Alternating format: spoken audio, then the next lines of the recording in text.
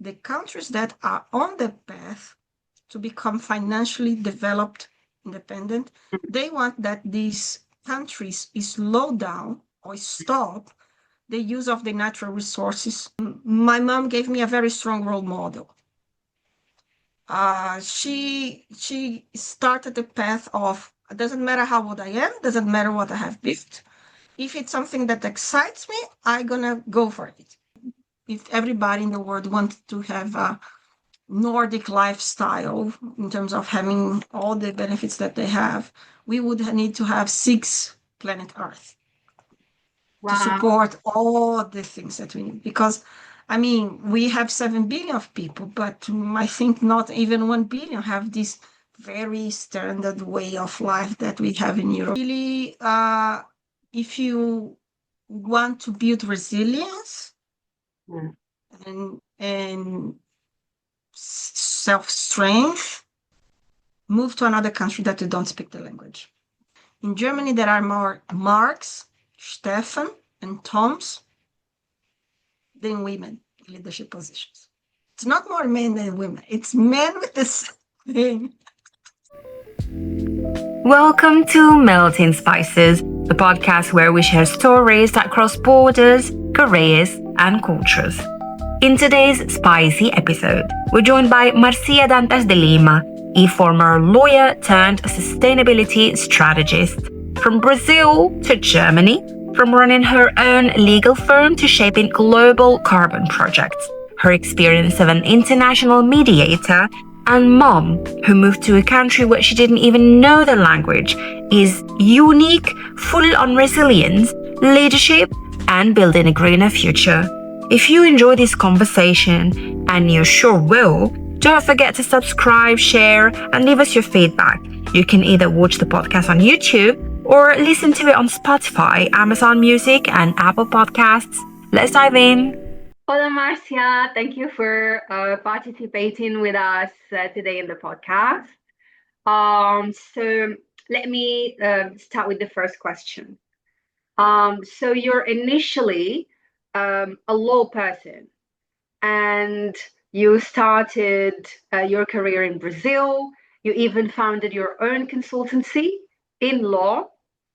Let's talk about this in the beginning. How did running your own business shape the way you approach work today? And then later we will talk about the big shift you did in your career. Yeah, thank you so much, Zaïnab. It's a pleasure to be here. So my career in law, it was basically an accident, as everything in my life. So basically, law, it happened because in the state where I used to live in Brazil, there was not the university that I wanted to attend. That was veterinary medicine. Okay. So basically, the next option, I thought, what do I like? I like history, politics, etc. And then I say, I'm going to study law, but all my focus was I would like to be a professor, or I would like to be maybe work as a prosecutor or something like that. But law as a lawyer, consultant never came to my mind. But I'm a daughter of entrepreneurs. My mother and my father, they have small business. And then when I started to work as an intern in other law firms, basically not because I wanted to be a lawyer, but because I had to finish my studies and needed that. Then I realized that there were many opportunities as a lawyer in the city where I come from. That's called João Pessoa. It's basically the Caribbean of Brazil. And at the time, yes, it's lovely. If anyone wants to Google it, you're not going to regret it. And then I noticed that there was no, let's say, no legal firms or consulting firms that were serving a specific client that was foreign investors or basically international people that used to visit us. And then I was thinking, I was in my halfway my studies. Then my sister, she was working as a translator. At the time, I didn't speak in English. And then she asked me to support her to review the contract. And I thought of one of our clients, and I thought, okay, if this guy is relying on a law student to review a contract because there is a translator helping him, it means that there is no English speaking lawyer at my city. And Okay. yes, and then I got that insight like, okay, I need to practice English, learn English as fast as possible because that's the clients that I want to serve. I want to serve people that wants to invest in our place, but they don't have support. And that's how it started. I walk on the path of my parents that were very opportunistic in a good way. And then I realized, I say, yeah, that's what I want to do. I want to create my own business with my own rules and developing something from the ground, which is exciting and amazing. And yeah, that's how I started. Yeah, so you were quick to spot the opportunity and you acted on it. Yes. That's very interesting. And it also shows your capacity to adapt, which I'm sure would have helped you later in your path. So let's talk about this. You moved to a totally new continent, a new country, speaking not English, not Portuguese, so another new language. Um, and then you shifted from, having your own business to corporate careers, I would say. How was this transition? Sorry, I'm curious to know what made you just Sure. move and yeah. Yeah, absolutely. So, so let's say what I just explained was the beginning of my career. I was 23 years old at the time, 23, 24. And at the time, let's say I didn't have enough experience in Brazilian legal system to really understand what it meant to face the system as a young female lawyer without a family that doesn't have any influence. So Yeah, there is a lot of layers yeah, that I didn't know that I had to face at the time when I started my career. So basically, law is super interesting, especially the strategy and the serving a client and everything. But come to a point that when we have to face the bureaucracy and we had to face a legal system that is unjust because it doesn't serve justice fast enough. yeah, So at some point, basically my focus in my firm was recovering of real estate investments. So okay, basically, were clients that had invested in properties in my state or in Brazil general, and they lost their investments. And then it became very much like frustration management because the okay, clients wanted the answer, the clients wanted a reply. Although I had around 90 or 8, no, I would say 80% of success in terms of the case. But it was not possible to give them an answer fast enough. So then I faced these realities where, and also I had, let's say, a good technical eye for the job, but because I had no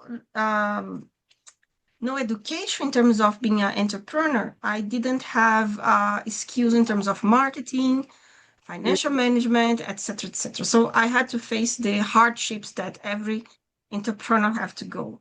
And then I faced these two situations. Like, yes, the job is not rewarding enough in terms of how do I feel, in terms of what do I do, and also it's not it's a golden cage because it's very exciting. And in Brazil, if you say that you are a lawyer and you have your own firm, gives a lot of status, and from time to time it's well rewarded financially, but at the same time I was very unhappy. oh, So that was 5 years I was dealing with that. And so Germany happened by a series of coincidences. So my mother moved to Germany in 2008. moved to Okay. Berlin. Yeah, she got married to a German gentleman, and then she also started her own business again, but now in Germany as a hairdresser. So she was a hairdresser in Brazil, and then she sold her business, decided to start all over again in Germany, in Berlin precisely. And that gave me two things. The first one, it was I had the opportunity to visit Germany many times for, of course, visiting my family and my mother. So I really liked the environment, the culture, and especially the how international and vibrant Berlin is. Mm. The second thing is that my mom gave me a very strong role model. She started the path of it doesn't matter how old I am, doesn't matter what I have built. If it's something that excites me, I'm gonna go for it. So yeah. So basically, then I basically went to Germany actually to study a master in the initial plan. It was to study a master in mediation arbitration in Humboldt University. And so basically, what I wanted career-wise at the time, it was to pivot from litigation to more consulting and Mm. more mediation arbitration, to be more, let's say, harmonious and diplomatic than Yeah. the whole circumstance that we had. But then getting to Berlin and talking to many alumni of this master program, but other master's program, I got to understand that as a non-native English speaker and as a far because I had no German skills. Without any German skills, it would be very, very hard to find any job as a legal professional in Germany. And then I Mm. realized, okay, so I moved to Berlin. I am here already. I brought my son. I have a 11 years old boy. He was 11 years old at the time. And I need to start it over again. And I don't want to go through this career path, but I also cannot practice anymore. So what am I gonna do? And so to put the whole thing, because it was like the craziest 3 years of my life, I decided that okay, I'm gonna go with the flow. I'm gonna see what life has in front of me. And I mean, I there is a English word that I love that's called serendipity. And basically my life it's a big bunch of serendipities that happens one after other. So long story short, so then I started to work as my German skills improved. I could finally find a job in a German company as an office manager in a startup. Basically, office manager, just putting in simple words, office manager in a startup in Berlin means I was the mother of the company. Yeah. Yeah. But I also was, it shows yeah, again yeah, that you were learning the language, you were again yes, adapting. So yeah. yes, You didn't sit yes, and yes, wait till you find your yes. perfect opportunity. Exactly. So I was just open. Before that, I mean, I used to work with all the jobs that you can imagine that someone that immigrates to a no a country that you don't speak the language goes through. And I was very grateful, and I am very grateful for the team that opened my first job in a German company. But at the same time, it was a very limited career path. As an officer manager in Berlin, although I was giving my blood, sweat, and tears for learning the language, German is a very challenging language, and got to a point that I had to decide: should I focus on the language and keeping in this low level job until I have enough skills to really start my career? Or should I just find opportunities with my mother language or with English and see and then put German on pause until I have that? So COVID came. coming meant for the startup that I used to work for, it was great because it was about remote communication. So it was very, very important for the company. Not for me, because as an office manager responsible for basically the whole administration of the company, I basically almost had a burnout. Uh, and then I realized, okay, what can I do then? And then I decided I don't have the language skills for a job.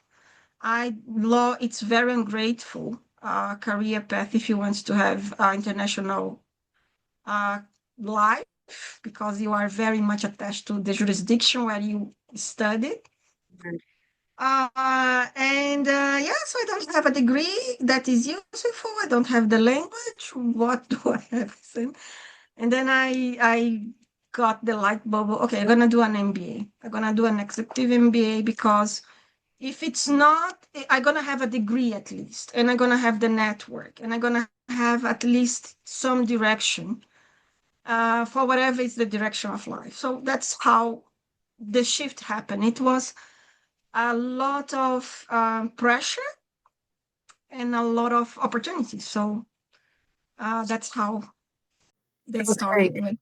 Interesting, actually. I was going to ask you whether the executive MBA was like to shift from one industry to another or to find an opportunity when you moved to Berlin. So you just answered the question.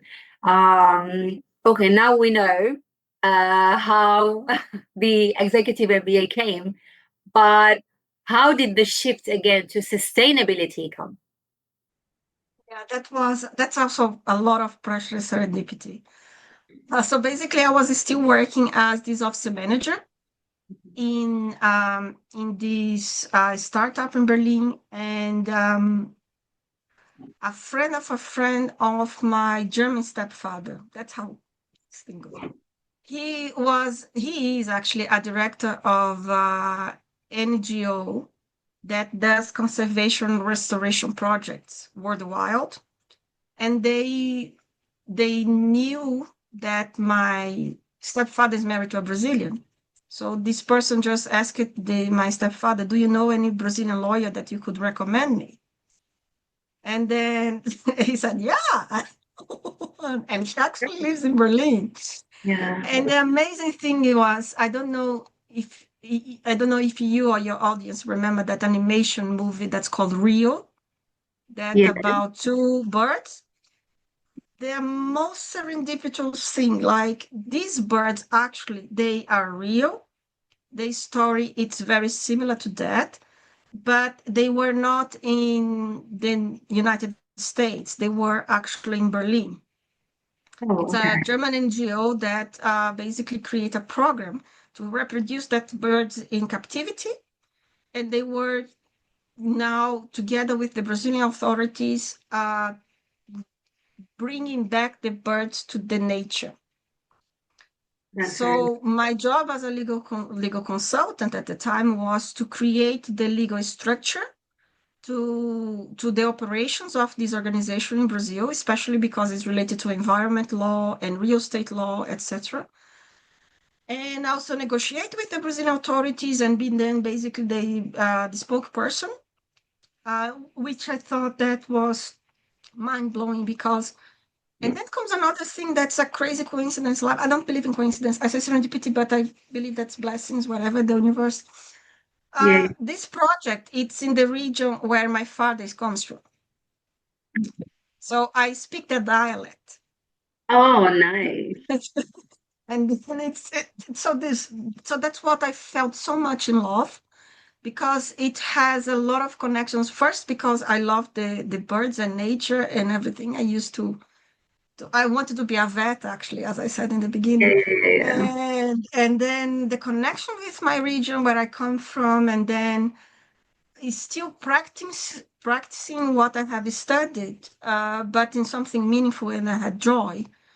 And also the social impact. So what this project made me to realize, it was there is business opportunities Wow. in sustainability. Okay. Because what we see a lot in the mindset, it's changing a lot recently, but at the time, the mindset in Brazil at least, and I believe in many developing countries, is that sustainability or environmental conservation, it's a job for the government or for NGOs. And many situations, or let's say segments or industries, nature is even seen as an obstacle rather than an opportunity.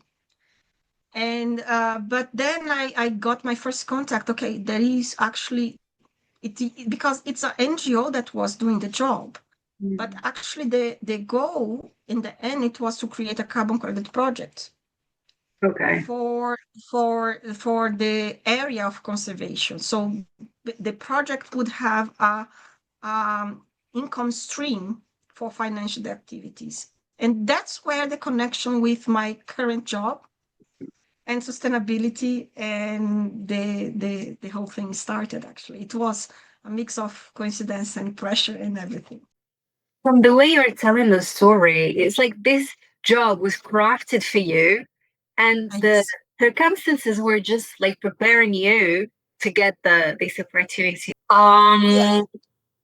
So if we want to talk a little bit more about sustainability before carrying on your personal experience in expatriation.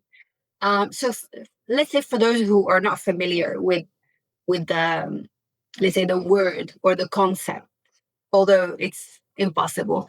Can you just explain, for example, um, what is sustainability for each and every individual, for the corporate, as you said, the carbon offset projects, etc.? Can you just explain a little bit in more Yeah. details?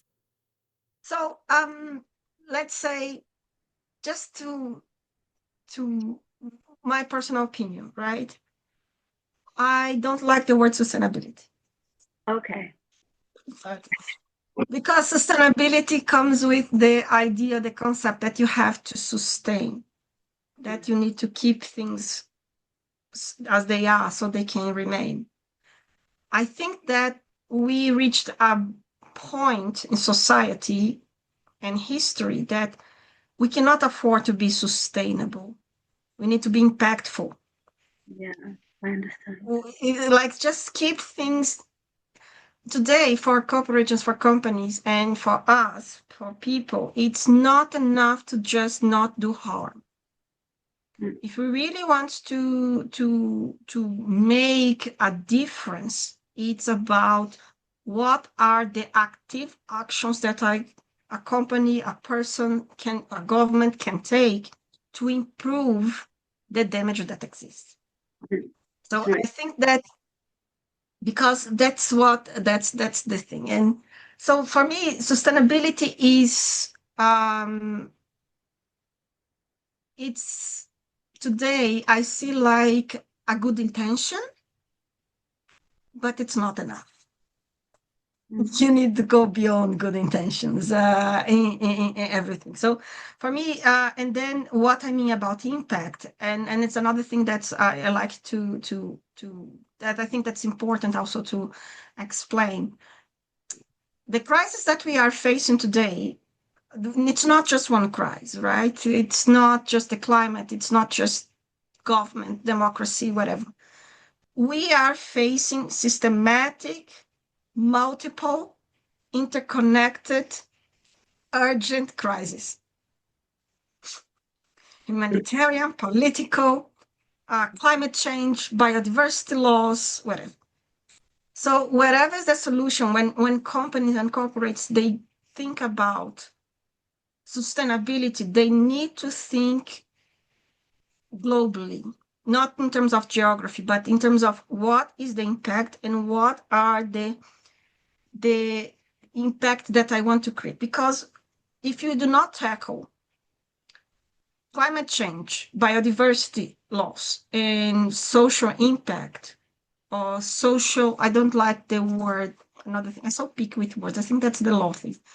I don't like inequality, but poverty. I think that's the greatest problem that we have. That's not in terms of inequality, it's because of lack of dignity and stuff, but it's another discussion. if companies and people do not think systemically about solutions that gonna cover these three aspects, it's gonna be like an expression that we have in Brazil. It's like trying to dry ice cube. It's gonna not solve the problem, you know. So my idea of because I'm gonna use the word sustainability, although because it's the mainstream word, right? So the idea is, what can I do that can improve the circumstances that I have, not just not do harm. Um, so then we can move forward, whatever it's the solution. Otherwise, becomes a lot of talks, a lot of good intentions, but without real action. Do you think, since you were in the field, do companies take real actions, like real impactful actions, or is it more projects and words just on paper? Depends. It really depends. I think that the beautiful thing about the EMBA that I did in ESCP school is that we have some electives that's about this topic exactly, and not just corporate sustainability, but responsibility, right? Because it's different how you put. And one thing that it's all how companies can do better, how companies can do that. I believe there are companies that are committed and they can do as much as they want. And I believe that the problem is not about corporates. I think the problem is actually cultural. And I'm not saying culture in terms of a country, but a culture in terms of modern society. Mm. We live in a society where what is rewarded, it's basically the growth, and growth in terms of income. And this means that shareholders invest to have a financial return. And for a company create a return on investment for shareholders, they need to create a lot of consumption. And consumption requires a lot of other things that we know. Natural resources creates sometimes negative impact in communities, etc. Sometimes even if the company is big enough, a corporation is big enough, distress in terms of political distress, etc., etc. So the answer is yes, companies can be very good. We have some few examples, like everybody talks about it, and I really like it. It's Patagonia. That's the Patagonia. That's the clothing, right? They have a really interesting approach in terms of sustainability, etc. But what I think that's the core of the problem in terms of corporates engage, it's the mindset that growth means a financial growth and means in consumption. And that will not create a significant and permanent impact. And because it's very simple, Zainad, and it's sad, and I hate to be pessimist about it, but it's how I see the things. There is one thing that when you are talking a lot with climate change, etc., we call climate justice, right? It's the idea that the climate change is going to affect different people according to their background. If they have a social status, if they have, we are if you are in Europe with access to air conditioning and heaters, because we have a good income and you have a legal status to leave that country, we're not going to be affected as same as someone in a developing country that doesn't have that access. So that's what climate justice. And my idea is corporates are led by people. And these people are rewarded with bonus and salaries based on the return of investments that they create. So if they decided to stop the financial growth of a company because they want to create impact. I don't believe many board of directors will keep this guy as CEO just because he wants impact. Absolutely. Yeah. And all the C levels, all this board of directors, they love nature. They want to save the planet. But can I swear? You can. When shit hits the fan, You they can. can hide in the little castles, or where the penthouses and the lives that they have, And that's where I think that we need to be more serious about it. And I think that the core of the problem, it's not how companies do business, but how companies reward shareholders and how companies reward their directors. And the end is a capitalist word, so everybody's running after money. But do you think governments are putting laws that are forcing companies to, I would say, integrate sustainability maybe in their strategies and be more mindful, or maybe work on more carbon offset projects, buy more carbon credit, whatever. Yeah. Government is crucial, right? Because it's the carrot and stick strategy with everything that's related to humans, especially companies and corporations. You need to give the reward, that's profitability, recognition, markets, etc. But also you need to punish them when things are not going accordingly. So that's why it's so important. We have these regulations in place where rewards and punish the behavior that's not creating the impact that they should. So Europe, it's a beautiful example of how it's happening. So there is a lot of regulations in terms of how companies report, how companies impact, etc. So government is crucial for any change that we want to see. But it's important also to understand is coming back to what I was saying about climate justice, right? Different countries should treat climate change policies differently. Yeah. Because the climate justice is not in terms of societal level, but in terms of geopolitics as well.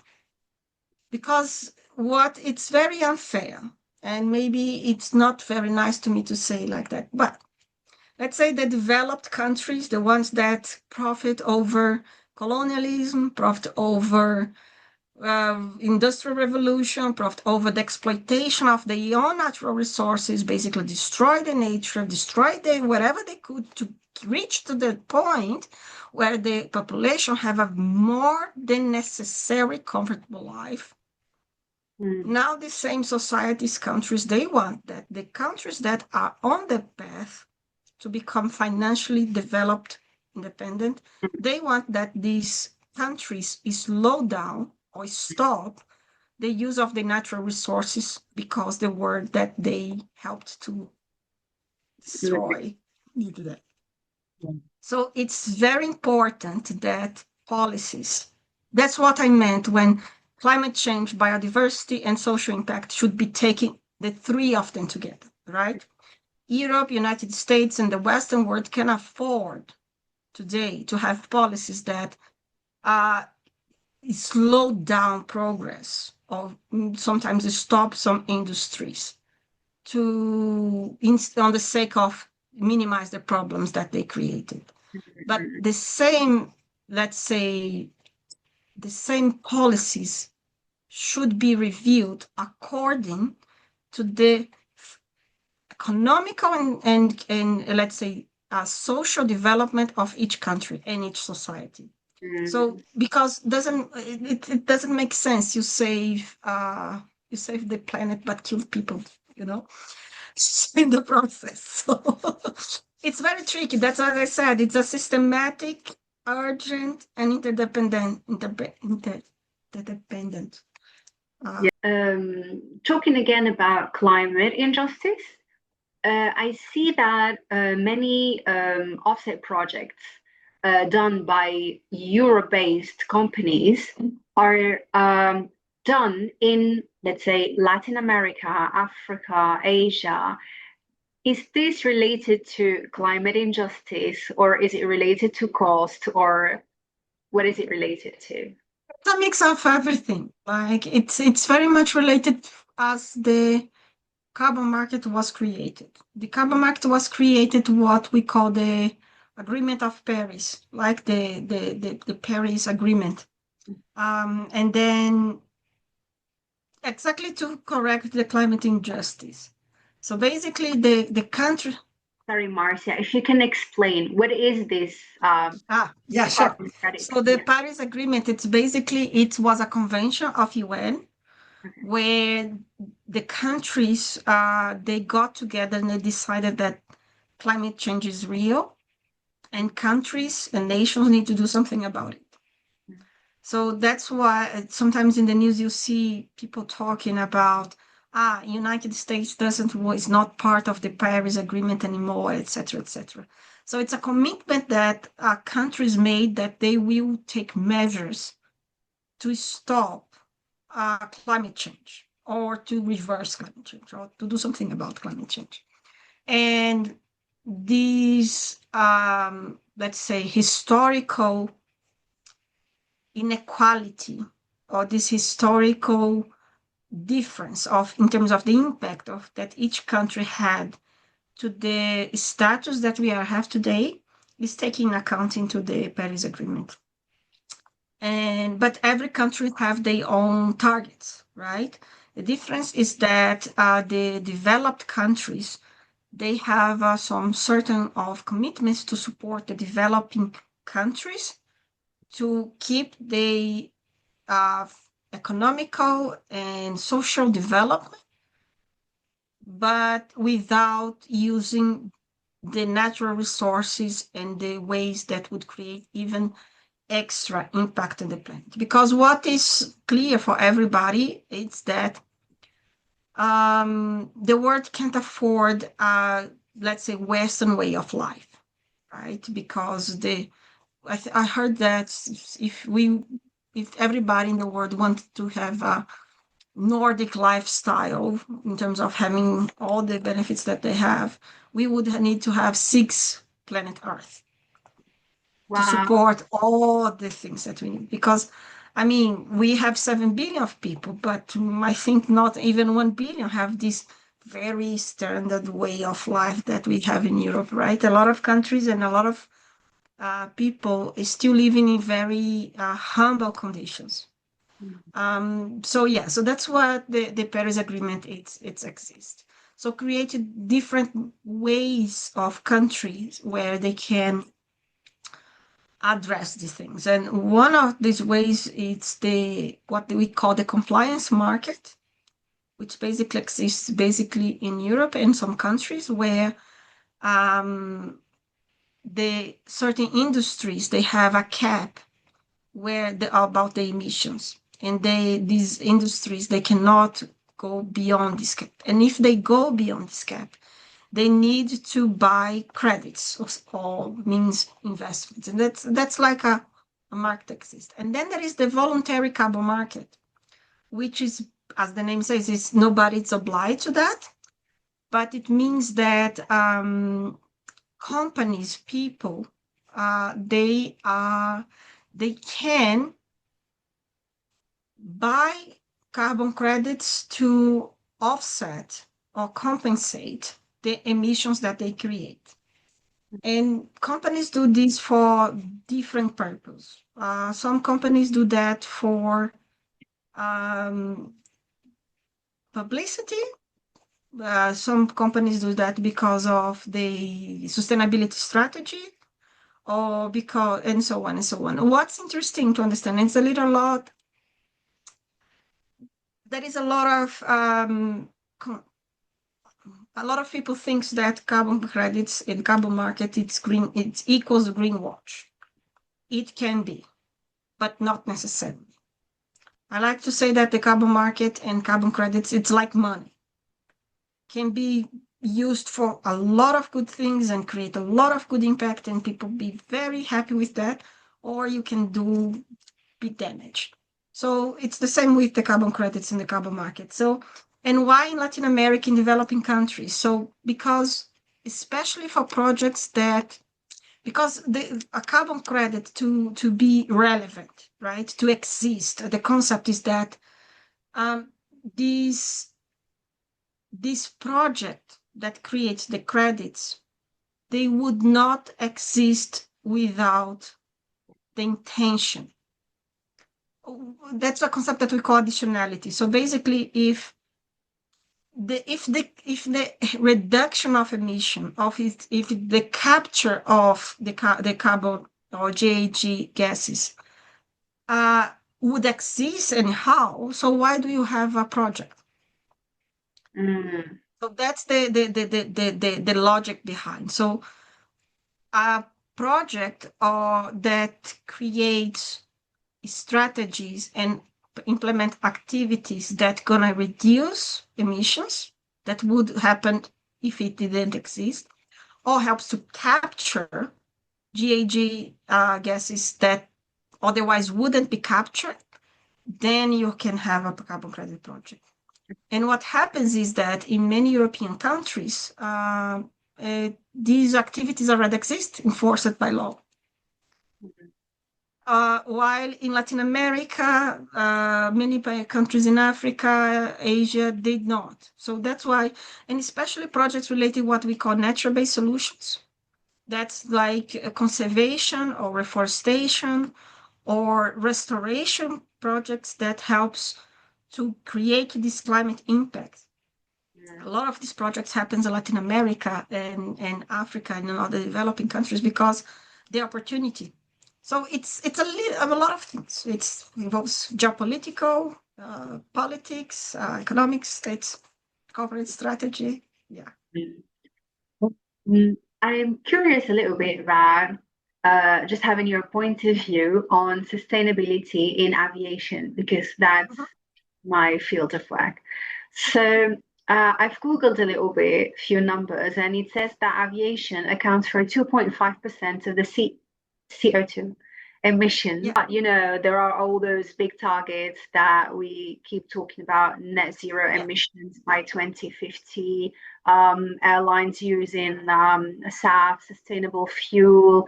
Many airlines are investing a lot of money in this, although it's very costly. Airlines are trying to, you know, optimize their, I don't know, operations to reduce the carbon emissions.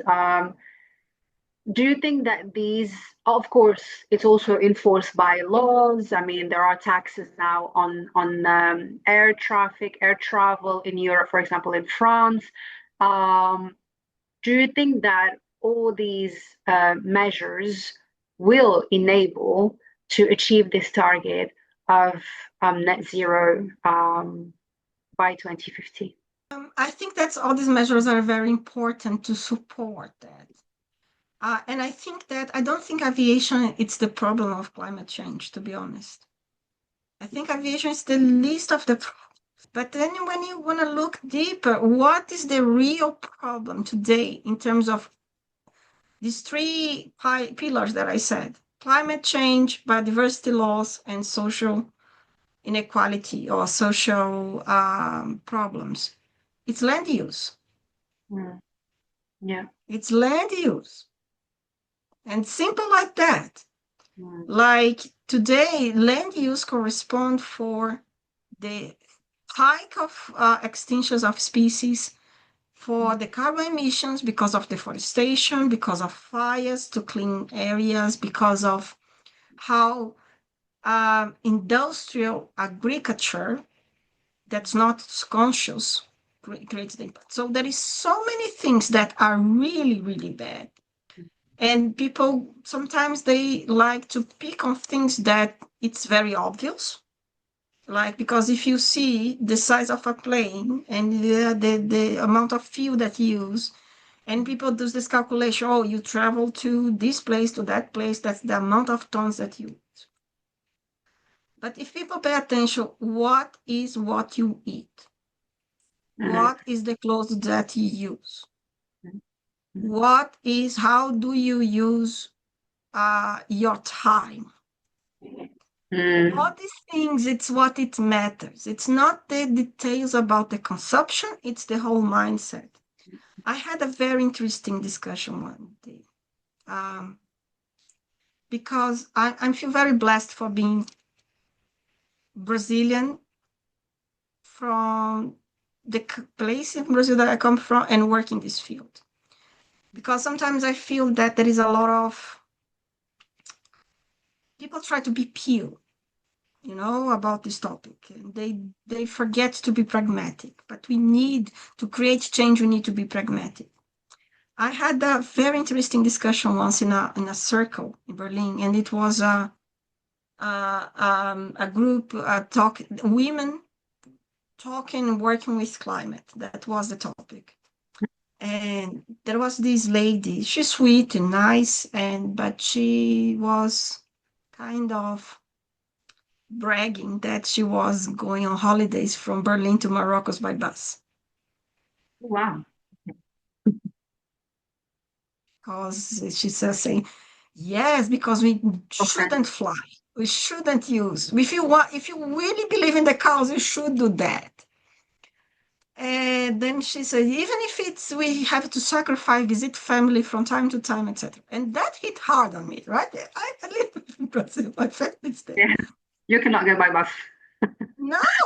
And of course, I'm not, if I can take a train, for example, from Berlin to Frankfurt, I'm going to go by train. That's different. But then I said to her, yeah, but flying's not the worst. And she was, yeah, what could be worse? I said, children. Oh. A dog. Do you want a dog? Do you know that your dog creates also impact? Do you know that your dog eats meat? So that's what people should stop doing. People should stop judging and should stop shaming certain industries, especially if these industries are essential for society today. It's a completely different opinion about, for example, cruise ships. Absolutely unnecessary. We don't need cruise ships for society to work. I'm sorry for the workers in the cruise ships and the ones that depends on that industry, but it's not essential.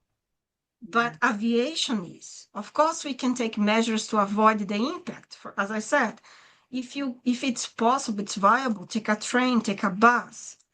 And if possible, take your holidays around. You don't need to fly each month from Europe to Bali, but still, it's an important industry. And it's important that this industry has a very conscious in terms of the impact. And as you said, take the measures and take the initiatives to minimize the impact.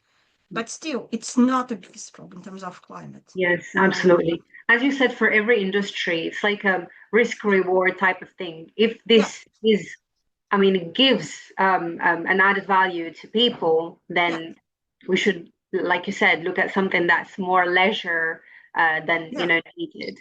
So you mentioned women and climate, and I know you were part of maybe an NGO where women are taking care of the climate. How do you see women participation in this field, in sustainability, in taking decisions?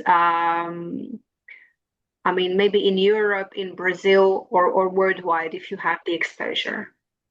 I think that's amazing what we are doing. Okay. I think that, to be very honest with you,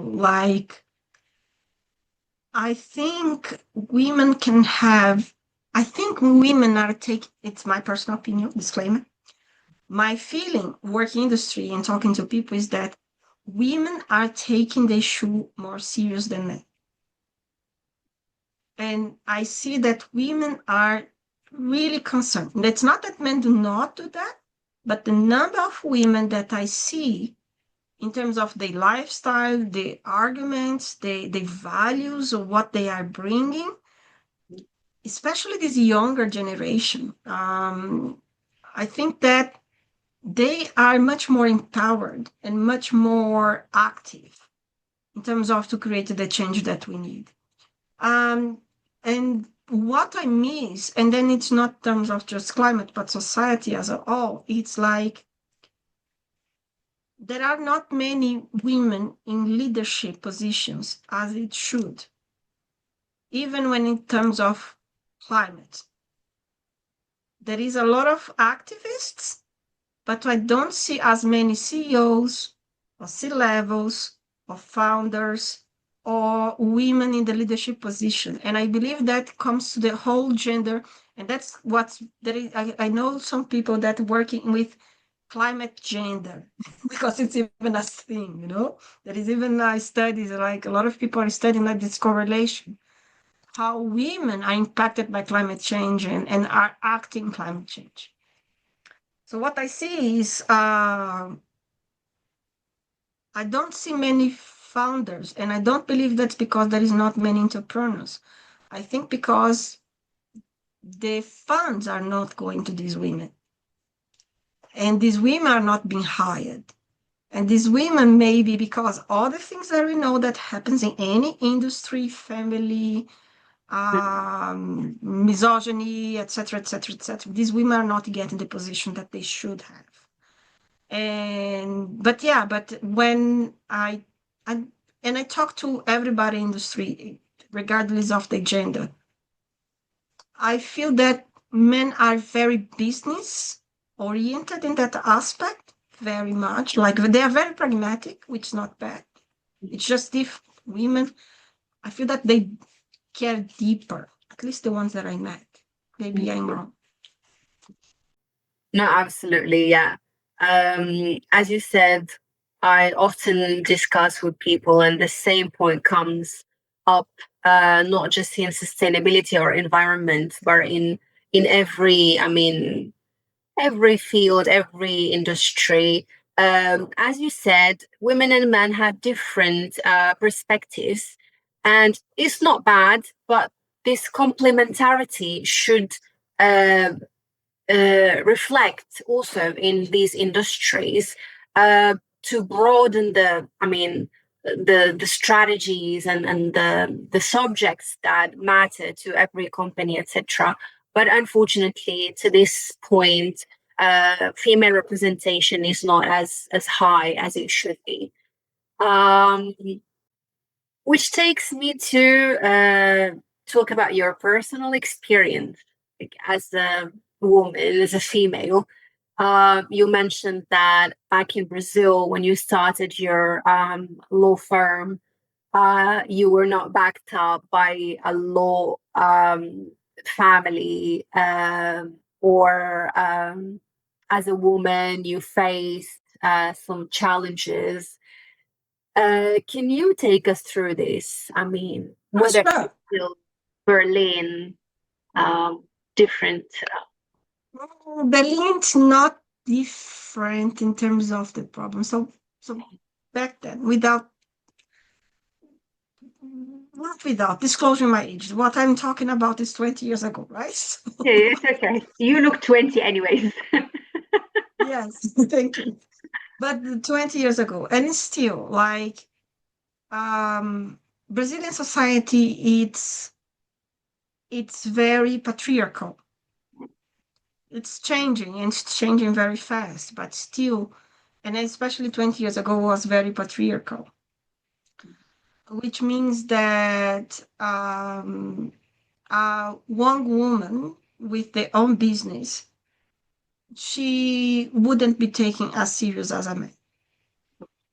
So that one example, very simple, like when I wanted to talk to people, to clients, or to convince, especially if they were not from the capital cities or etc., I usually had to talk about my father to create the connection, to be taken serious, you know, and this kind of thing. And then so the whole thing of being a woman in these societies, it's you are not taking as serious as you should, because it really doesn't matter that much. what you know or what the background you have or the experiences that you have. You are very much judged about your function in society, in the structure of the society. Okay, you are a mother, you are a wife, you take, especially in Brazil, like, especially the way that you look, it's very, let's say, people take it too serious, right? So that's something like, it's needs to, there is some change, but needs to have bigger changes in that sense. So the feeling that I had for, it's that people wouldn't take me serious as a lawyer as much as they would, especially if I was in a hearing or in a meeting, because I was very young and I didn't have a man around me to support me or whatever, you know. I was by myself, and then the credibility is like, it's not given. You need to really fight for being taken serious at the time, and that's something that I learned. Germany is not much different, and that's interesting. I mean, I had there was I was doing the EMBA. I took classes about uh, um, management, corporate management in terms of human resources, etc. in Berlin, and the professors gave us a very striking data, like, because that year Germany just passed a law that there should be a quota of women as board directors or executives in companies. So Germany, very Western developed society, had to have a quota so women could have a seat in the leadership. And she told me data that was very interesting. She said to us that in Germany there are more Marks, Stefan, and Toms than women in leadership positions. It's not more men than women. It's men with the same than women. And just to make a point, what I find interesting and amazing, and it was very open-minded. The first time that I went to a Middle Eastern country or Arab country was during the MBA when I had a seminar in Dubai. And to be very honest, then I went there with this very ignorant Western mindset. Like, I was like, I'm not going to pay attention because what women, they are very oppressors to women and women cannot have leadership. I was shocked by the number of women that were founders, had leadership positions, and were even taken more serious than in Germany. And I met many of them, our friend in common, actually. So that's what it's interesting, you know. I think that there is a lot of way to go, but it's in every society. In every society, some are more advanced than others. Of course, we cannot compare Nordic countries, for example, Denmark, Sweden, etc., because they are rooted in gender equality. It's things that comes from the Viking times, right? While many, many different countries that be for religion or for tradition are very patriarchal. And then it's and then there's another thing that nobody talks. It's about motherhood guilt on top of all of that, right? So the idea that we want to be mothers, but being a mother means that even if you have the best participative, most kind husband, it's our body, it's our time. So all of that play a role in the end of the day. Okay. Now, I would like to learn more about your expatriation experience and those big transitions, not from a professional point of view, but from a personal point of view. So you lived in Brazil for more than 20 years, and then you moved to Berlin and you started from scratch. Totally different country, different culture, I'm sure. I mean, I haven't been to Brazil, but we know that Brazilians are more into human. About Lebanon? Think Yeah. about Lebanon. That's Brazil. Okay. Without the whole crisis that's going on, Yeah, Maybe depends on how you look. Could be, yeah, you know. exactly. So yeah, so it's like very humanly type of population, and Yeah, Germans are very structured, very, yeah. you know. So how was this transition? How did you live? I mean, both the I would say, I don't know. I mean, you go to do your groceries. How does it go? What language do you use? And you had your son with Uh, you. to be So, honest, it was very traumatic oh, yeah, at the beginning, it's all, because Vigani, it's, I think that to everybody, if you want to really know who you are, what you're made of, if you really, if you want to build resilience mm, and self-strength, move to another country that you don't speak the language. very nice. Because regardless, I was very fortunate because as I was explaining in the beginning, my mother used to live in, she still live in Berlin, right? We didn't live together, but I had like an introduction to the country. It was, I mean, my mother was my concierge, so couldn't be better, right? So it was not as bad as could be, but still, when you are in an environment where you cannot communicate, where you don't understand what is written, what's said to you, and you cannot express yourself, that takes a toll in your mental health and not in how you see yourself, right? And Berlin's a special case because not just Germans have a nickname for people that are from Berlin. They call the Berliner Schnauzer. And Schnauzer is the mouth of a dog because they say that people from Berlin, they don't talk, they bite. So people from Berlin, and I don't know, it's historical, it's cultural, they are tougher and they are grumpier and they are more difficult. And so I come from Brazil, and not just come from Brazil, I come from the Caribbean of Brazil. So people are very bubbly, very lovely, very warm. And then I am like in the coldest place in Germany. And then that was a shock. That was difficult. But thank God I had a lot of support. I had friends. I had a partner at the time that was crucial for helping me to understand the culture, to adapt to the culture. We are not together, but I give him all the credit why and how I adapted in Berlin. But yeah, so moving to a country with such a different culture, you need to have two things. First, you need to have a very open mind. You need to be very open minded in a way that you need to understand that not because how you are used to doesn't mean that's wrong. Mm, So the absolutely. different, it's just different. Doesn't mean that's better. Mm, Or doesn't mean that's worse. That's the first thing. It's not because Germans are not bubbly and talkative and and and happy like some people are in other cultures.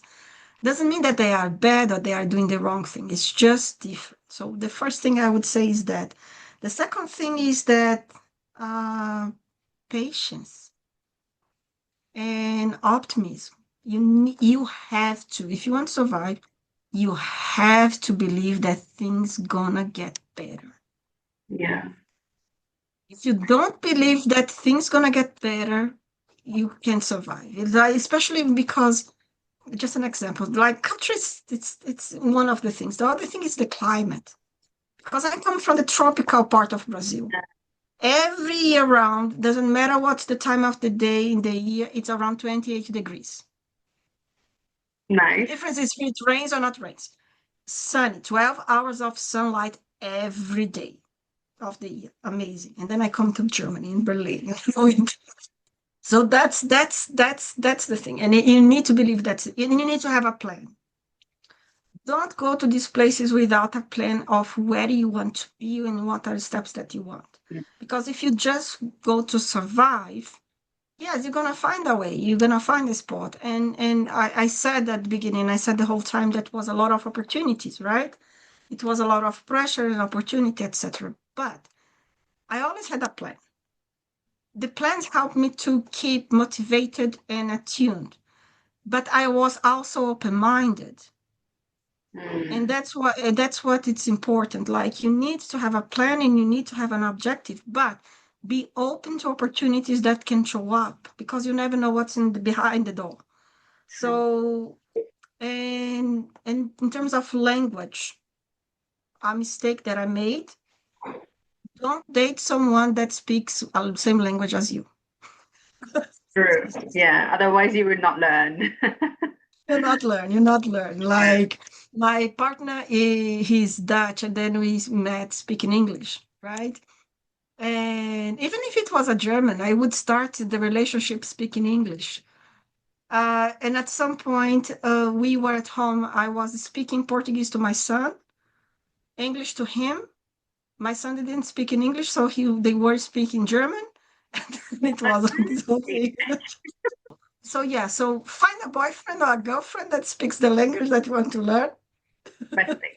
That's true. That speeds up the process. But even if you don't have, just be open-minded, have a plan, be open to opportunities that people in life can bring to you, because we never know. Yeah, true. Well, Marcia, thank you very, very much. Obrigada.